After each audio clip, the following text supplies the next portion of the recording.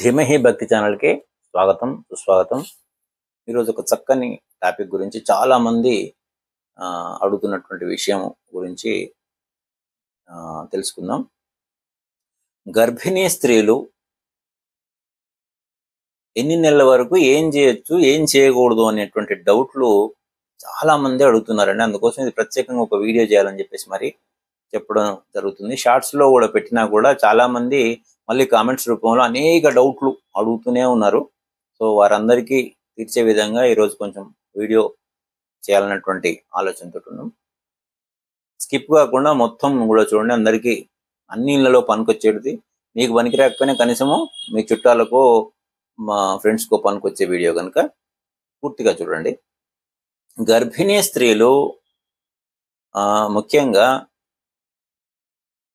5వ నెల వరకు ఎట్లాంటి సమస్య లేదండి. అన్ని పనులు చేయొచ్చు. అంటే దేవుని క్షేత్రాలకు వెళ్ళొచ్చు, తర్వాత చావులకు వెళ్ళొచ్చు, శుభకార్యాల కంటే ఎప్పుడైనా వెళ్ళొచ్చు, ఈ దగ్గరలో ఉన్నటువంటి గుళ్ళకు వెళ్ళొచ్చు. ఇవన్నిటికీ ఈ 5వ నెల వరకు ముగ్గులు పోసుకోవడం, వాళ్ళ ఇంట్లో ముగ్గులు పోసుకోవడానికి కానీ, దర్వాజాలు ఎత్తుకోవడం కానీ, గృహప్రవేశాలకు కానీ ఎట్లాంటి సమస్య లేదు 5వ నెల వరకు. 5వ నెల నిండిన తర్వాత ఆ పిండం ప్రాణం పోసుకుంటుంది కనుక ఈ క్షేత్రాలకు వెళ్ళకూడదు. క్షేత్రాలకు వెళ్ళొచ్చా గురువు గారు అని చెప్పేసి అడిగారు కనుక నేను చెప్తున్నాను. క్షేత్రాలకు వెళ్ళకూడదు, కానీ మీ ఊర్లో మీకు దగ్గరలో ఉన్నటువంటి దేవాలయాలకు వెళ్ళవచ్చు. మరి క్షేత్రాలకు ఎందుకు వెళ్ళొద్దు, దేవాలయాలకు ఎందుకు వెళ్ళాలి అని చెప్పేసి అది కూడా ఒక సందేహాన్ని అడిగాను. క్షేత్రాల్లో క్రౌడ్ ఎక్కువ ఉంటుంది. క్రౌడ్ మీన్స్ చాలా మంది భక్తులు వస్తుంటారు కనుక, అంటే మన ఆరోగ్యం మనకు ముఖ్యం కనుక అంటురోగాలు వ్యాపించే అవకాశం ఉంటుంది. ఎప్పుడైనా కూడా అంటే జనసమ్మర్దం ఉన్న ప్లేస్లకు పోకుండా ఉండడము మీ ఆరోగ్యం కోసం చేసినటువంటి నియమమే తప్ప ఇంకొకటి కాదు. కనుక ఆ జాగ్రత్తలు తీసుకోండి. అంటే క్షేత్రాలకు వెళ్ళకూడదు, దేవాలయాలకు వెళ్ళొచ్చు. అంటే దేవాలయాల్లో, మన ఊర్లో దేవాలయాల్లో పెద్దగా క్రౌడ్ ఉండదు కనుక అప్పుడు మీకేం ఇబ్బంది కాదు. జనరల్గా దేవాలయాలు అనగానే పాలో, పెరుగో, ఈ నెయ్యో, తేనో కింద పడితే, నూనె కింద పడితే జారి పడతారు, వాళ్ళకి ఏమైనా ఇబ్బంది అవుతుంది, గర్భానికి ఇబ్బంది అవుతుంది అన్నటువంటి ఉద్దేశంతో ఇటువంటివన్నీ కూడా ఈ రెస్ట్రిక్షన్స్ అన్నటువంటి ఏర్పాటు చేసింది తప్ప ఇంకొకటి కాదు. అదే మీ ఊర్లో గుడి కనుక అయితే క్రౌడ్ తక్కువ ఉంటుంది, ప్రశాంతంగా వెళ్ళి అనుకూలమైన సమయంలో వెళ్ళి అనుకూల సమయంలో రావచ్చు. ఇక ముగ్గులు పోసుకోవడం అంటే ఇంటికి శంకుస్థాపనలు చేయడం, ఇల్లు ప్రారంభించడం కోసం శంకుస్థాపన చేయడానికి కూడా 5వ నెల వరకు పనికొస్తుంది. 5వ నెల నిండిన తర్వాత పనికిరాదు. ఇంకొకటి గృహప్రవేశానికి కూడా అంతే. మన దర్వాజ ముహూర్తాలకి, తెలంగాణలో దర్వాజ ముహూర్తాలు అంటారు, ఈ ముహూర్తాలకు కూడా మనకి 5వ నెల వరకు అన్ని కార్యక్రమాలు, అన్ని పూజల్లో పాల్గొనవచ్చు. ఆ తర్వాత చాలా మంది అడుగుతున్నట్టు మరొక ప్రశ్న ఏంటి అని అంటే, మేము స్తోత్రాలు ఇవి చదువుకుంటామండి, మరి లలితా సహస్రనామాలు, విష్ణు సహస్రనామాలు ఇట్లాంటివి మేము ప్రతిరోజు చదువుకుంటాం. మరి ఇప్పుడు ప్రెగ్నెంట్గా ఉన్నప్పుడు ఎన్ని నెలల వరకు చదువుకోవచ్చు, ఎప్పటి వరకు చదువుకోవచ్చు, ఆపాలా, మరి ఏంటి పరిస్థితి అని చెప్పేసి అడిగితే దాన్ని కూడా చెప్తున్నాం. ఏంటి అని అంటే, మీరు రేపు డెలివరీ అయ్యేంత వరకు కూడా చదువుకోవచ్చు. జనరల్గా మీకు అందరికీ మహిళలకు తెలిసిన విషయమే కనుక చెప్తున్నా. ప్రెగ్నెన్సీ వచ్చిందంటే అసలు పీరియడ్స్ రావు కనుక అసలు మీకు అట్లాంటి దోషం ఏమీ లేదు, శుభ్రంగా చేసుకోవచ్చు. అయితే డెలివరీ అయిన తర్వాత మాత్రం ఒక 10-15 రోజులు మాత్రం మీకు ఆరోగ్యంగా కొంచెం ఇబ్బందిగా ఉంటుంది, అది మైల అనేది కూడా ఉంటుంది కనుక అప్పుడు పనికిరాదు తప్ప మీ స్థితి ఏందనేది మీకు తెలుసు కనుక దాని తర్వాత పీరియడ్ నుండి మీరు మళ్ళీ ఆ మైల మొత్తం పూర్తయిన తర్వాత మళ్ళీ మీరు కంటిన్యూ చేసుకోవచ్చు. ఎట్లా అంటే దోషం లేదు, తప్పు లేదు. తర్వాత వినవచ్చా అని చెప్పేసి అడుగుతుండేది. మేము టీవీ పెట్టుకుంటే ఇవి మనకు దేవుని స్తోత్రాలు ఇవన్నీ వస్తున్నాయి. చక్కగా మీరు చదువుకోవచ్చు అన్నాక వినడానికి గురించి ఏం ప్రాబ్లం ఉందండి? బ్రహ్మాండంగా వినొచ్చు. ఇంకా ప్రత్యేకంగా పెట్టుకొని మరి మీకు ఇష్టమైనటువంటి దేవుని యొక్క స్తోత్రాలు కానీ, పాటలు కానీ చాలా శ్రావ్యమైనటువంటి సంగీతంతో పెట్టుకొని వినవచ్చు. చాలా మంచిది, ఏం ప్రాబ్లం లేదు. ఇక ఏ స్తోత్రాలు చదువుకోవాలి, ఏవి చదువుకోవాలి అని చెప్పేసి కూడా చాలా మంది అడుగుతున్నారు. ముఖ్యంగా లలిత సహస్రనామాలు, విష్ణు సహస్రనామాలు చాలా బాగా పనిచేస్తాయి. మీకు కూల్ అండ్ కలెక్టివ్గా, అంటే మీ సమస్యలన్నీ, అంటే మీ టెన్షన్స్ అన్నీ కూడా పక్కకు పోయి ప్రశాంతంగా మనసును కంట్రోల్గా ఉంచుకునేటువంటి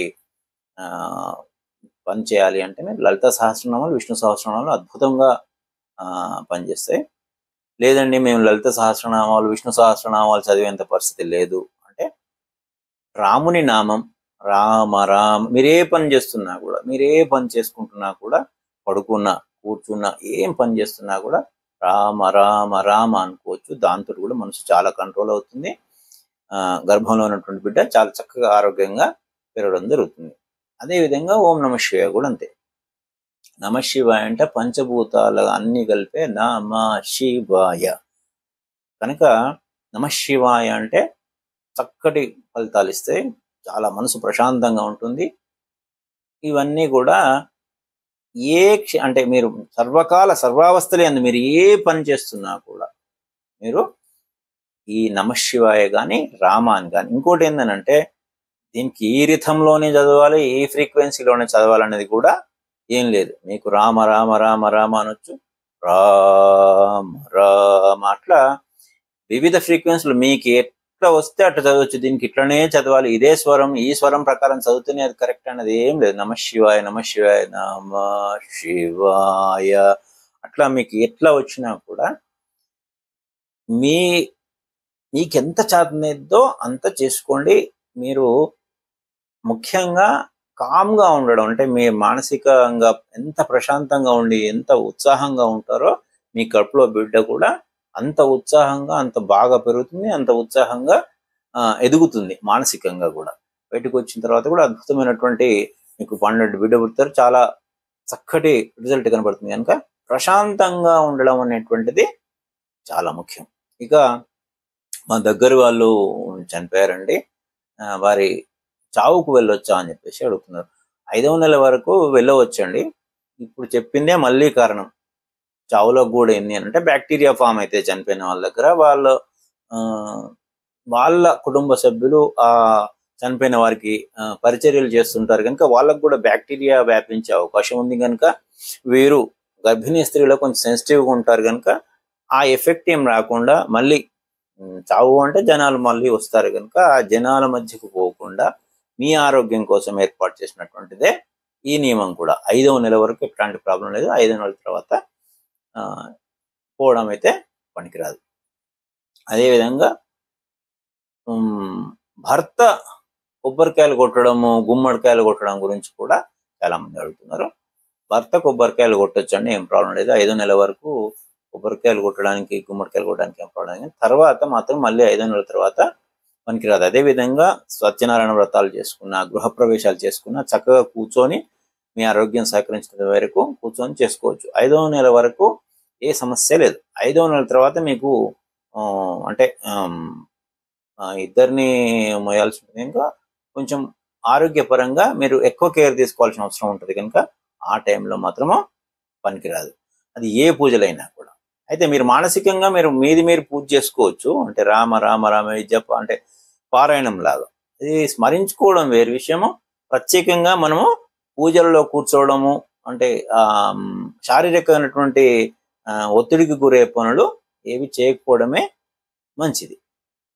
అందరికీ ఆ పరమేశ్వరుని ఆశీస్సులు.